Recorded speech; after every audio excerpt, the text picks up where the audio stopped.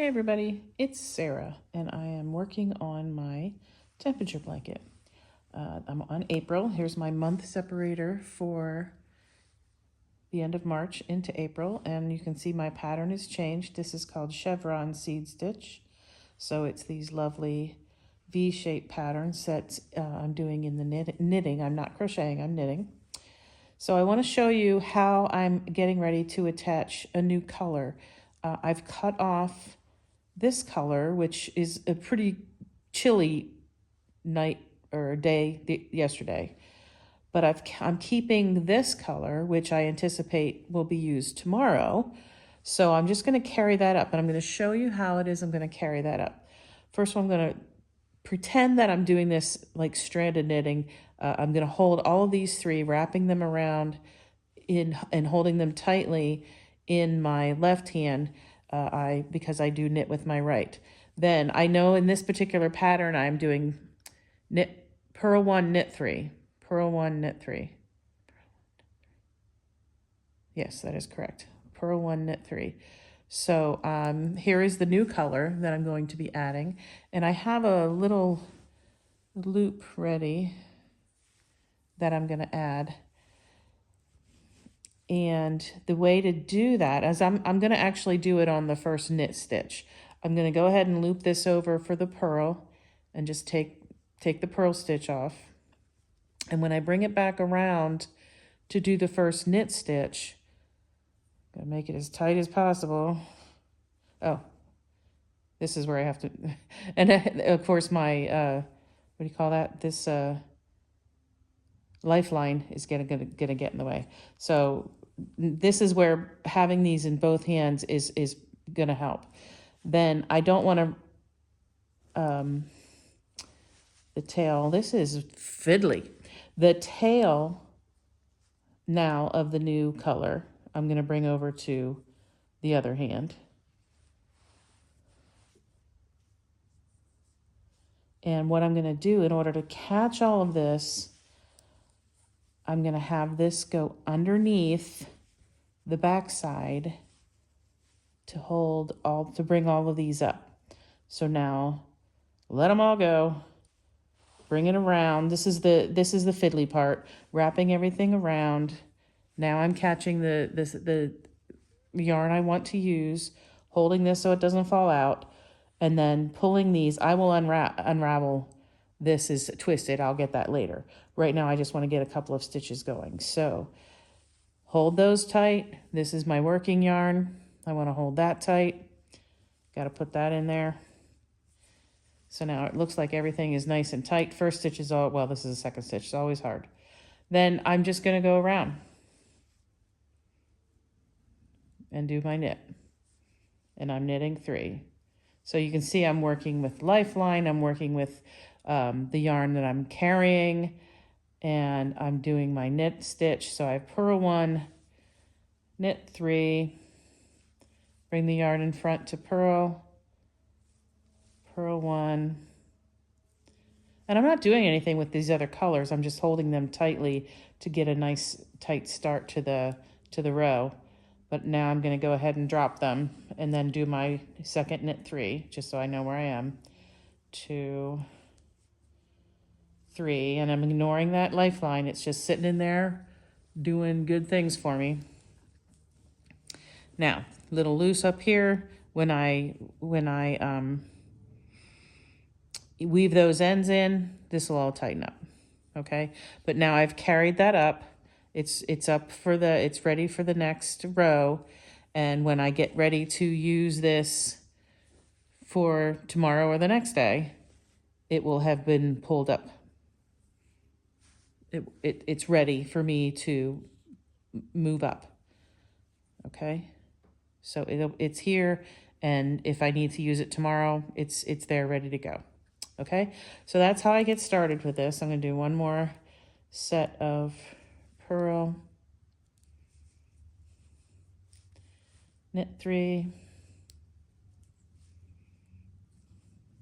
So since yesterday was the 10th of April, I went ahead and moved my lifeline. I move my lifeline every 10 days. I did that. I said that on the last video. So it's going to sit here. I just have to work around it. and make sure it stays put. And then if I do have to frog something, if I do have to rip it back, then it's ready and holding everything there, and it's good to go. Okay, so when I get to sunrise, I will catch you back up on that. Hey there, came back for a quick discussion of my stitch markers. Because this row or this month is all about an 8 count pattern, I went ahead and moved my stitch markers from every 30 stitches on a 360 stitch row to every 40 stitches. So that way, when I get to a stitch marker, I know I should be at a very even point of my pattern. It helps me understand if I've made a mistake. I only have to go back and fix a few stitches. I don't have to fix a ton. I don't have to count constantly. I know that this is stitch number 40, this is stitch number 41, and my pattern has matched up absolutely evenly. So it just helps when you're doing a 360 stitch row to have your stitch markers, just so you kind of keep track of where you are as you're going. So again, I will knit a little bit, and then when I get to over here to sunrise, I'll let you know how I wrap that around. I did it. I made a mistake. So all I have to do is go back, and just to confirm, go back to my stitch marker, purl 1, knit 3. And you can read the purl, which has a little bump, knit 3, purl 1, knit 3, purl 1, knit 3, purl 1, knit 3, purl 1, knit 3, purl 1, knit 1, 2, 3, 4, oops, purl 1. So all I have to do is just tink back 2. I only have to go back 2, 1, and then bring this back around, pick up the right section of this one, 2, and now I'm ready to do purl 1, knit 3 again. Mistakes fixed. Keep your stitch markers handy. Purl 1, knit 3. And then I'm coming up on the next one. It should be 8 away. 1, 2, 3, 4, 5, 6, 7, 8. Yep. Okay, so I can see that in the next section of purl 1, knit 3, I'm coming up into where the sun is supposed to be. In fact, sunrise is coming up, I believe, one more stitch. Let me take a look at my stitch chart. Yes, I'm going from number 99 to 98. So this is a purl 1. And then the next 5 stitches are going to be the sunrise stitches. So what I do with that, here's my sun yarn, and it's over at the other end, and it's fine. You can see how they carry across the back of the back of the fabric. They carry across 5 stitches. And even if it's 6, this one, in fact, is going to be 6 stitches. I'm okay with that. You know, most people say, oh, you're only supposed to carry across 5. 6 is fine for me in this application. I'm probably going to put a backing on here. I haven't decided that yet. So what I do is I lift up the working yarn, bring the sun underneath, and I, again, want to kind of keep things snug, so I wrap them both up in my pinkies, and then I do my 5 sun stitches, and they're just knit. I'm not knitting them in pattern. I'm just knitting 5 sunrise stitches.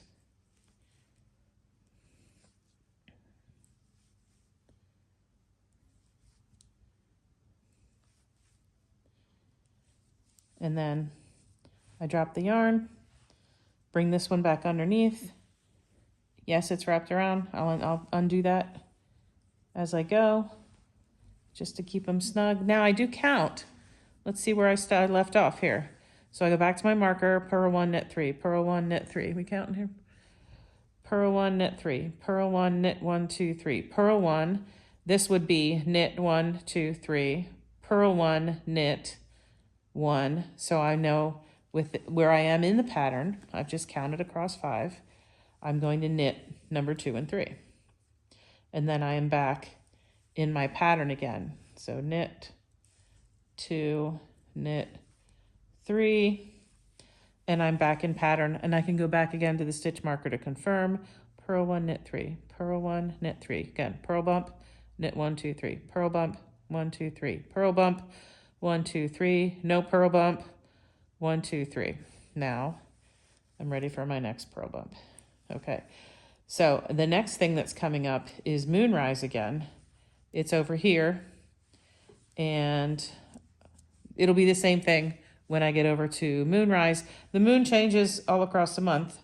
I think you can see it a little bit better when it gets to be darker, but the moon goes across the month this way. So I just happen to have picked the section where the moonrise is very close to sunrise. New moon happens to be that way. It's kind of fascinating. I'm learning a lot about sunrise, moonrise, and length of day, which I will show you when we get over here and change the color from daylight hours to nighttime hours. I'll show you that in a bit.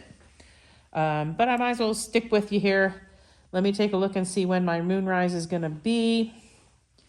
It is at stitch number 119, and this was stitch number 110, and I can confirm that because this stitch marker is at number 120. So 10, 11, 12, 13, 14, 15, 16, 17, 18, 19, 20. So if I know this is number 110, and the next one will be number 119, I know that I'm going to carry over this yarn on the back. It only has to go over to 119. I might catch it here. We'll see how it looks. But let me get back into my pattern. This is my purl, so let me knit 1, 2, 3. Knit 1, 2, 3. And now I am going to pick up this yarn just as I'm knitting with it, so I know where it is. Purl 1, knit 1, 2, 3, purl 1, knit 1. So this is the last one now. It's going to start getting loose. I'll keep a little tug on it. Knit 2, knit 3. And so since this was 110, 11, 12, 13, 14, and I'm going to 119, I don't have to worry about picking up and catching. It's only 5 stitches, so I don't have to worry about it picking up and catching. You see what I'm doing here is I'm bringing my stitches forward so that I can push them up to the front. Pick up my moon again. So that was purl 1, knit 1, 2, 3, purl 1, knit 1 over here. This is 119, 120. So now I'm just going to go ahead as if I'm doing stranded. It's already on my finger, ready to go. 1, 2, move my stitch marker. 3, 4, 5. So I have my 5 moonrise stitches, and I know I've just started with stitch number 120. Is it 121? Yeah, 121 here, and I know that my pattern starts here, so that would be purl 1, knit 1, 2. So I know my next stitch with the main color is a knit, because that's stitch number purl 1, 2, 3. Okay, so stitch markers are your friend. Use them. All right, when I get to the daytime, nighttime change, I will come back. All right, I'm ready to do the last section of the daytime stitches, and I know that the nighttime stitch starts at number 198. This is 98, 99, 200. Here's my 200 stitch marker. So I need to include this in now the last final stitch with the daytime stitches. The daylight hours are still moving. They're still growing. They're still getting longer. The daytime is still getting longer. So on the back, I still have 2 colors attached for the most recent days that have been kind of, you know, in the warm, but last night was a cooler night. It was only 43 degrees, so in here in Rome. So I do have to add a different color. So I'm going to keep these two attached because I think this was just a one-off. I don't think I'm going to keep this color for very many days. And I'm carrying these up. Now I want to show you how they're carrying up. So these are my daytime colors on this side. These are my nighttime colors on this side. And so the way to carry them up is to just bring them underneath the color that you're using as you're going. So I am going to do my last section. I'm going to go ahead and loop these around that pinky to give them a little, keep them snug, and finish this last section of purl 1, knit 3, and then add the new color. Knit 1, knit 2, knit 3. Now I do have to purl this first one because the daylight hour is extended a couple minutes, and I've already figured that out a long time ago. Okay, so there's my purl 1 with the daytime color. Give those a little tug because now I'm going to add the new color. So I'm going to bring this color over to include it in my tug because I want to have a nice smooth, no gap in between the daytime color and the nighttime color. Ignore the safety line, lifeline. Don't worry about that. So, and since I know I just did a purl, this one's going to be a knit. I'm going to get ready to do the knit stitch. And I take the loop. There's my loop of the new yarn. Taking it underneath all of those and bring it under. And now there's my first stitch and it's right off. Now give everything a little tug. I call it a snug tug. I'm teaching my 5-year-old to knit. I'm calling them snug tugs. She thinks that's great. It helps her, anything to help her remember. Give it a little snug tug. And I'm going to move this over. This is the tail of my new yarn. And now I'm ready to go on with my pattern. So I'm ready to knit. And look, I just caught all of those yarns without catching the lifeline. I just caught all of those yarns in the next stitch. All of those yarns, all of those pieces, all of those tails, all of those working yarns for my colors are now caught. And look at this transition. Smooth, tight, not a big gap between daytime color and nighttime color. And these colors here are ready to go whichever color I need tomorrow. And this one is also ready to go on the way back for the daytime on the way back, which is still part of today's knitting. So now I just continue over with the rest of my nighttime, and I'll catch you back up on the row as I'm finishing up the day. Ooh, don't lose your stitch marker. All right, see you in a bit. All right, I'm back on the opposite side. Anyone who knits a blanket knows that it takes a minute to adjust everything as you're flipping it around and getting it set up for the next side, the next row. And anyone who knits one with this many balls attached is laughing right now. Again, these as they get these crossovers, they don't bother me at all. It's just part of the meditation of doing this kind of a blanket. And as I'm going, I will undo and redo and get everything ready to go. And on the row back, on the row over, with this chevron seed stitch, I was doing purl 1, knit 3, purl 1, knit 3. On the way back, the 8 stitch count is a little different. I had to look it up real quick. It is knit 1, purl 5, knit 1, purl 1, knit 1, purl 5, knit 1, purl 1. So as I get going, I don't have to keep doing that in my head. I'll just do knit 1, purl 1, knit 1, purl 5, knit 1, purl 1, knit 1, purl 5. But I always start with knit 1, purl 5. It works out. So I am ready to go back, starting the return, and off we go. See you in a bit when I get back to the daytime transition. All right, so I'm coming up on my daytime transition again, And I'm already looking at where these threads are, where these working yarns are, and I want to carry them up. This one I don't need to carry. That's the tail of the yarn I'm with right now. Don't need to carry that one. I just need to make sure it's snug when I get back to that point. And I already know this is going to be knit 1 and then purl 5. 1, 2, 3, 4, 5. So it's going to be good. I'm going to be working on this side of the fabric, so it'll be easy to carry these and hold this nice transition between the two colors. So let me figure out where I am. Okay, I'm on knit 1, purl 1, knit 1. So we'll just knit together till I get over there.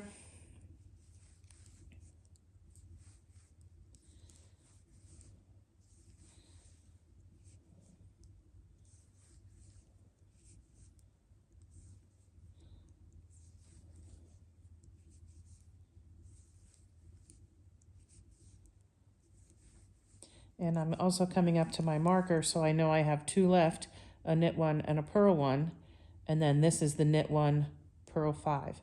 So this also confirms that I'm at the right spot in my pattern. It's going to look real good. So here's my knit 1, purl 1. Move the marker. Knit 1. Now I'm at the beginning of the pattern, of the 8 stitch pattern again. Knit 1. Purl 5. So these 2 are with this color. 1, tighten it up a little. 2. So you can see how this one got big, but it's all I have to do is tug on the original tail of that one.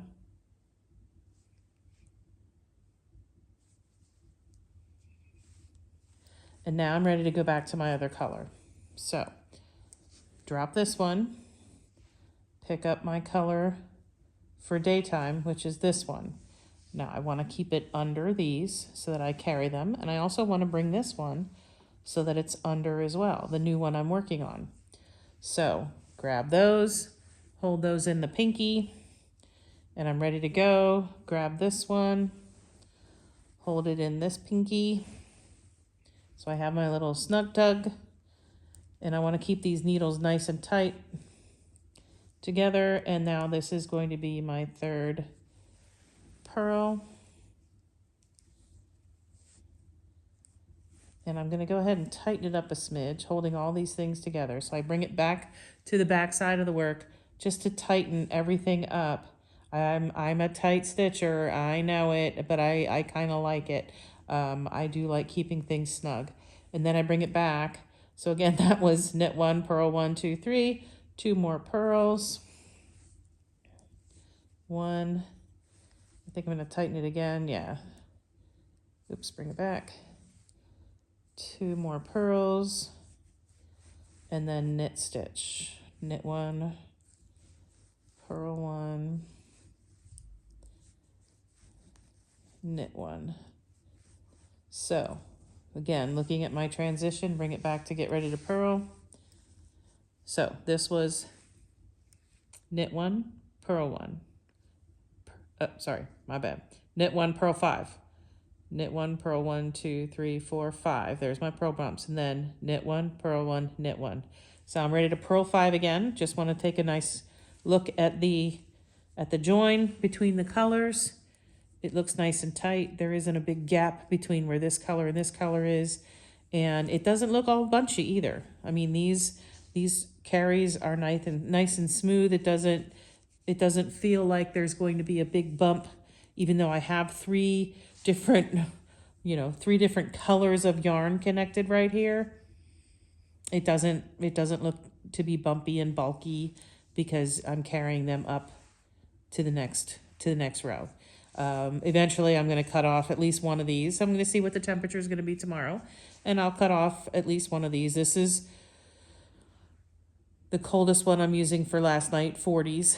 This is the upper 40s, and this is the lowest of the 50s. So we'll see what tonight's temperature is, and I'll cut the coldest one off. If it's in the middle, I'll keep them. We'll see what happens with that. So now I'm ready to go, keep going. I have a little bit of what I'll do. I don't know if you can see, this is caught on the color. I'm just going to go ahead and uncatch the blue that I had just used for the night, drop it underneath, and now my daytime color is free to work and it is not caught on anything.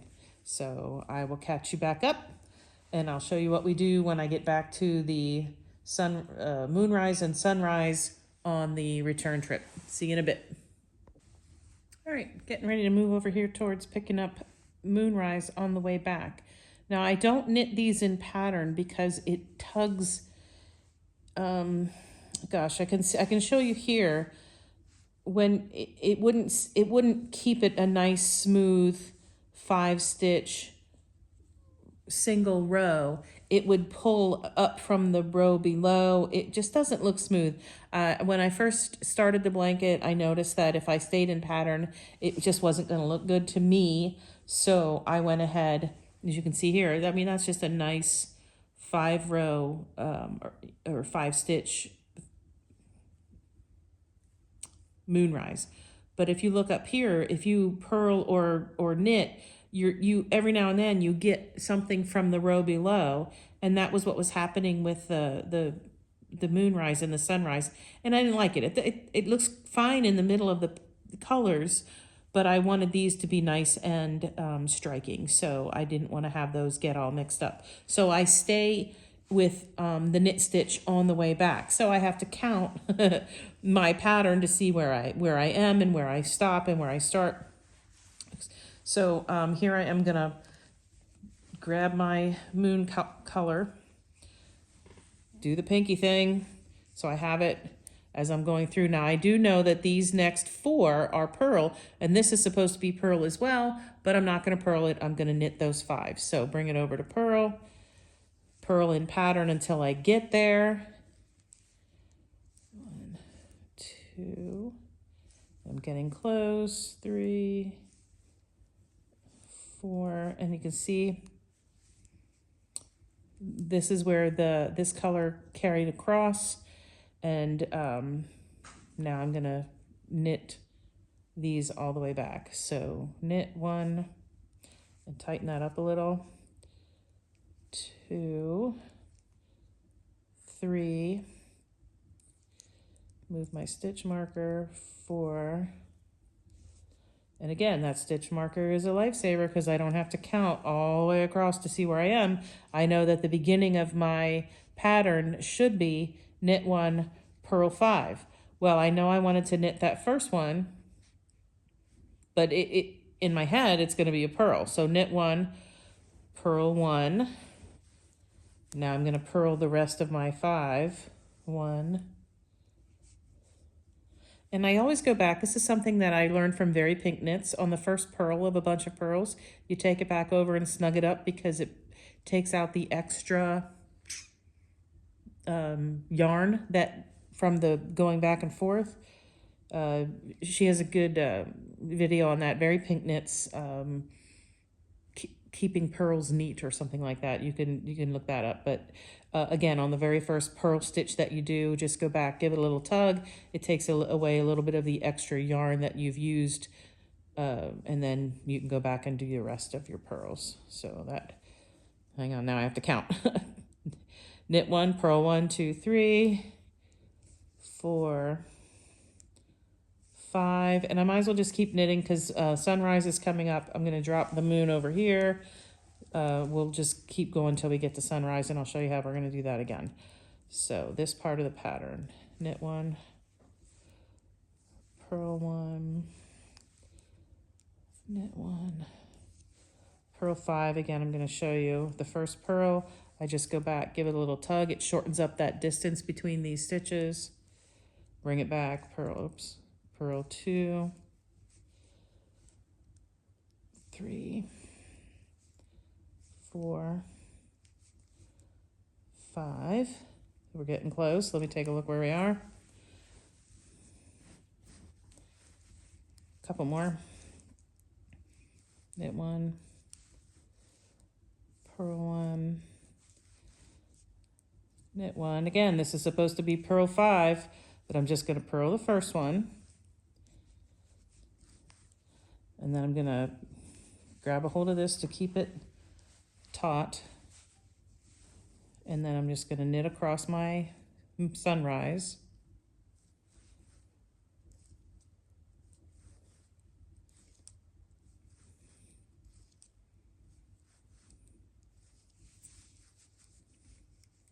Okay, looks fine.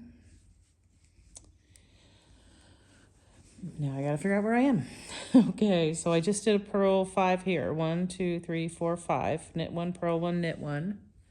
And then so the next ones should be knit 1, or excuse me, knit 1, purl 1, knit 1, purl 5. Purl 1, 2, 3, 4, 5. Knit 1,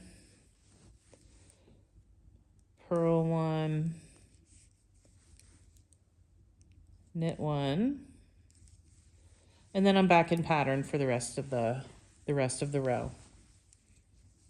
And I'll be able to confirm where, as I'm counting through, this is my next stitch marker, and I should end here on a knit 1, purl 1.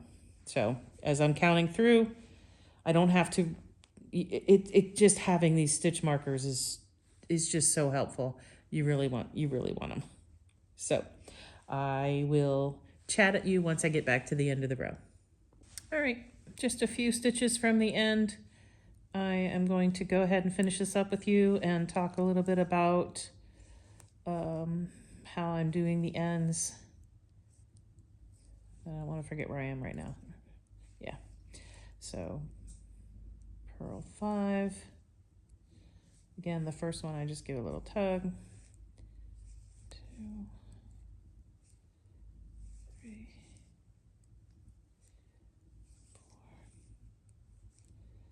4, 5. Now I've got a pretty good thumb and finger grip on these over here. See, I have 2 left. But what I'm going to do before I do these last 2 is grab this yarn, which is the beginning of what I'm working on, the color in my hand. So that's this one. And these 2 are yesterday. It got crazy cold here yesterday. Hence cold last night. But I don't think it's going to do that again. So I cut that one off already. But I do have another one attached, which is over, where is it? Under here. I have this one attached because this is probably what it's going to be tomorrow, up in the the mid 70s. So I've kept that one there. So I want to hold on to this one and hold on to this one. These are the 2 that I'm currently working with. Give them a little pinky tug, pinky swear, and then do my last 2 stitches. Knit 1, final stitch, purl 1. And go under, and that one's of course a little loose, but once I start weaving in ends, that'll tighten up. So this is nice and long. I don't have to worry about that one so much. I grab my stitch holder. I want to immediately put that on here to keep anything from falling off. There's my lifeline. It's looking a little short, so I'm gonna straighten everything out. I'm gonna give this a tug just because I don't want it to get lost in the stitches. So I'll give that lifeline a little tug. I have enough there to go, and kind of begin getting everything figured out. This is the midday stuff, or the nighttime stitches are here. Everything's connected, and now I'm gonna go ahead and put my stitch protector, needle protector, point protector on that side. Check out my lifeline on this side, looks fine. And there's my day. One day is down and back. Again, we're looking at the back side right now. I'm gonna show the front side. And all of these yarns, when they come across to the front, I just want to flip them back to the back. I want to give you a good picture of what the front looks like with my 4 months worth of different stitches right now. Okay, so look at that. That is fun. That is a lot of fun. So January, month, February, March, and now up here in April. Now I wanted to do a quick show on the back here. You can see here where I've carried those stitches up, or this color. This color came up a couple of days, and then I used it up here. That one's an easy one to see. You're not going to see some of these quite as easily, but here, there was a color here this day, and you can see where I carried it up through the month, carried it up, and then I used it up here. So, I mean, I don't think the end of my row is the neatest, but it certainly, I think it looks pretty darn good for having woven in all my ends. Every 10 days I will weave in ends and changing my stitch every month. You can see what the pattern looks like for this month with the chevrons. Oh, of course, there's the time change. On March 31st, here in the Europe, we changed an hour, so that represents 15 stitches. That's an hour. And then as the daylight gets longer, this curve is moving over, and we'll see that when the blanket's done. It will curve all the way out till the midsummer solstice, longest day, and then curve back again as the days start getting shorter again. I am loving this project. And you know what? You see, look, this is perfect. This is perfect right here. Look at all these yarns. They're that. And I'm okay with that. I will take a few minutes here at the end of my day, at the end of my stitching, and I will untangle. I will put them all in the right order from where they show up on the day. And I will be ready to start tomorrow, everything fresh and uncrossed. I won't say tangled because they're not tangled. They're just crossed. It's all good. I will see you very soon. I wanted to show you what a full day looks like now that I have my camera stand. Very excited about that.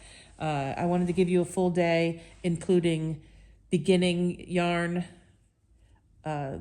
working with the lifeline, working with new yarn in the middle, working with keeping this is the intarsia, where you cross from one color to the other, and then just different stitches and showing how it all fits together. So thank you for spending this day with me. I will get back with you in May, and we will take a look at the end of this pattern and see what the new one's going to look like. Have a great temperature blanket knitting month, or crocheting, whichever you're doing. Ciao. Psych, back real quick. I just wanted to show you how fast it was to uncross everything. Everything is uncrossed and ready for tomorrow. And I will see which of these I am going to cut off for the nighttime temperatures for tomorrow. Everybody have a wonderful day, and we'll talk soon. Sarah out.